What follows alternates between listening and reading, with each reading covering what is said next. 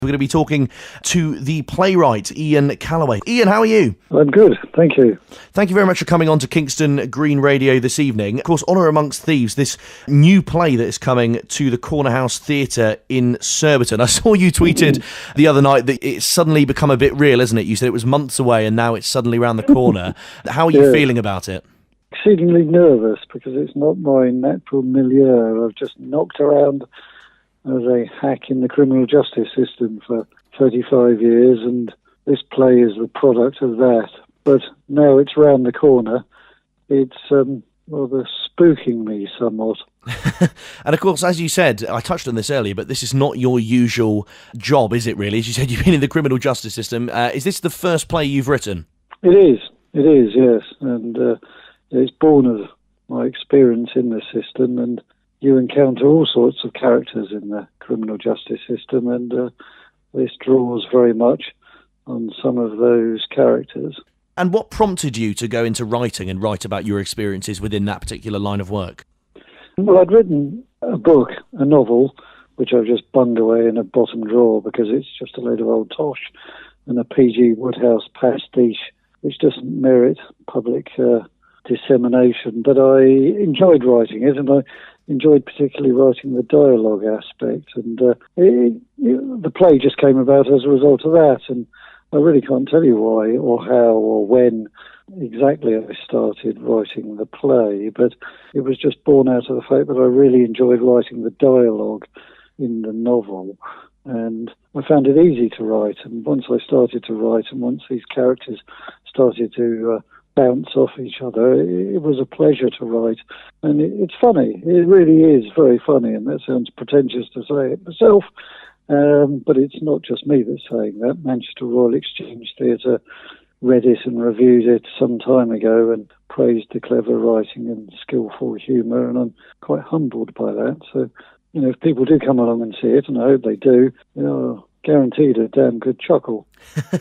And as I said earlier, it's on the 11th, 12th and 13th of October, which of course is Thursday, Friday and Saturday of next week. As you said earlier, of course, working in the criminal justice system, you've encountered some interesting characters, which I have no doubt will be expressed in the play to some extent. What would you say to people who are thinking of going along? What can they expect from this play? What particular moments do you think they'll find, without giving too much away, particularly amusing? The criminal justice system is a system that's creaking at the seams from what I can gather at the moment, because I've now been lucky enough to escape from it, but it's going through difficult times, and this is the antidote to that, really. It concentrates on the eccentricities of the characters that you encounter in the system. I mean, it concentrates on the appearance of two specific defendants who are typical generic 20-something feckless individuals, but there is the third defendant who is not just general or generic, but he's very specific, and he's based on an old chap I used to prosecute on a regular basis at Ramsgate Magistrates Court in Kent, whose specialist subject was getting intoxicated in vast quantities of cheap cider in the high street, making a thorough nuisance of himself, getting lifted as a result of that, coming to court. And when he came to court, he was an absolute hoot, because you'd find him in the waiting room prior to court, holding forth, dispensing his wit and wisdom to the other waiting defendants. And then when he came into court, he would never be represented by a solicitor. He would act for himself. And he was hilarious. He was absolutely hilarious. So defendant number 3 in my play is very much this old boy.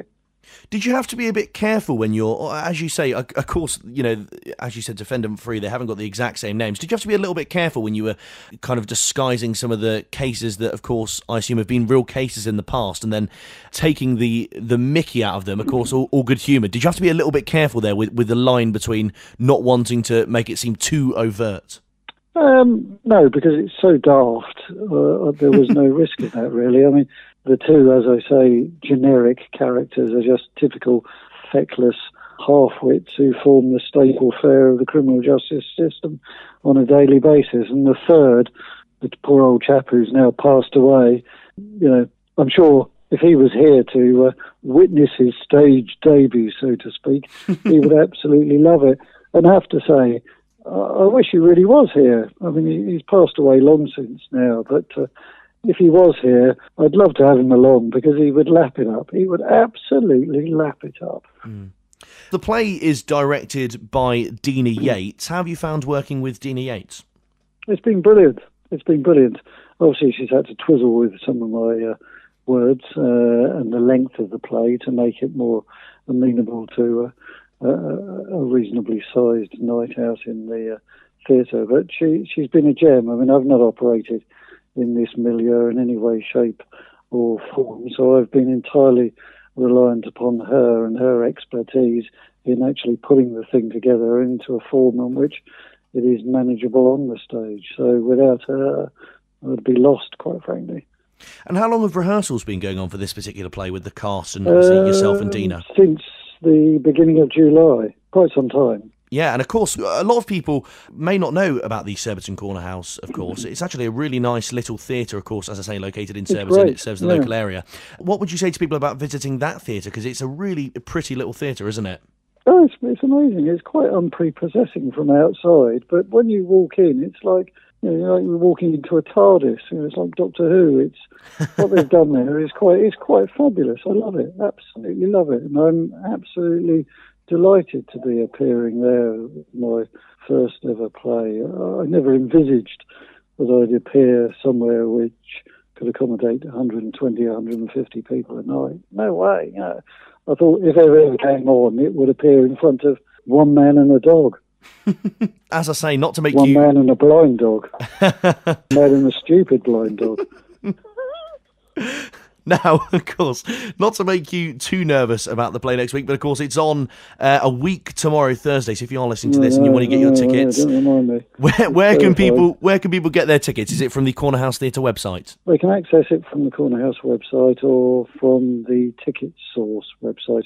All they need to do really is Google Honour Amongst Thieves Surbiton or Honour Amongst Thieves cornerHOUSE or Honour Amongst Thieves Ticket Source, and they'll be able to access the tickets. And it's £12 tickets, and then of course if you OAPs it's £10 and students it's £8, so very reasonably priced. And of course I'd advise people as well to follow Honour Amongst Thieves and yourself on Twitter, and I know you have a Facebook page as well, because there's been a lot of posts, and it's very, very entertaining social media site. Oh, thank you for that.